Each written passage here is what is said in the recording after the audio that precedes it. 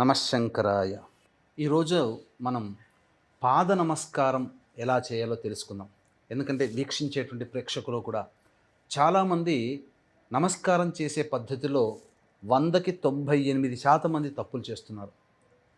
ఎలా చేస్తున్నారు పాద నమస్కారము? పెద్దవాళ్ళ ఆశీర్వచనం అంటే ముత్తైదుల ఆశీర్వచనము, లేదా పెద్దవాళ్ళ ఆశీర్వచనము, పండితుల ఆశీర్వచనము, చదువు చెప్పిన గురువుల ఆశీర్వచనము, ఎవరి ఆశీర్వచనం తీసుకోవాలన్నా చాలామంది ఇలా నమస్కారాలు పెట్టి ఇలా కళ్ళకద్దుకుంటున్నారు.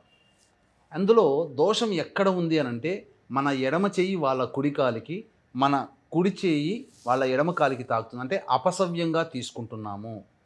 కాబట్టి పాద నమస్కారం చేసే విధానంలో మన ఎడమ చెయ్యి ఎదుటి వాళ్ళ యొక్క కుడి కాలుని, మన కుడి చెయ్యి ఎదుటి వాళ్ళ యొక్క కుడి కాలుని టచ్ చేసి అప్పుడు కళ్ళకద్దుకోవాలి. అయితే పీఠాధిపతులు, మఠాధిపతులు, సన్యాసులు, వేద పండితులు ఉన్నటువంటి వాళ్ళకి పాదాలు తాకి నమస్కారం చేయకూడదు. మిగతా వాళ్ళు, ఎందుకంటే ఉపాసనా పరులు వీళ్ళందరూ కూడా.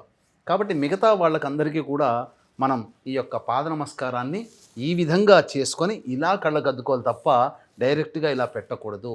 డైరెక్ట్గా మనం అనేక సీరియల్స్లో, సినిమాల్లో చూస్తున్నాం. డైరెక్ట్గా ఇలా 2 కాళ్ళకి ఎదురుగా 2 చేతులు ఆనిచి పెట్టడం వల్ల వాళ్ళ ఆశీర్వచన బలం మనకు లభించదు.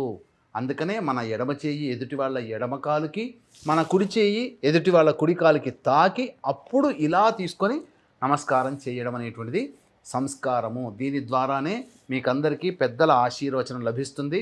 అలాగే ఆశీర్వచనం ఇచ్చేవాళ్ళు, ఆశీర్వచనం తీసుకునేవాళ్ళు ఎవరైనా కానీ తూర్పు పడమరల వైపే ఉండాలి తప్ప ఉత్తర దక్షిణం వైపు ఉండి తీసుకోకూడదు అని నియమము.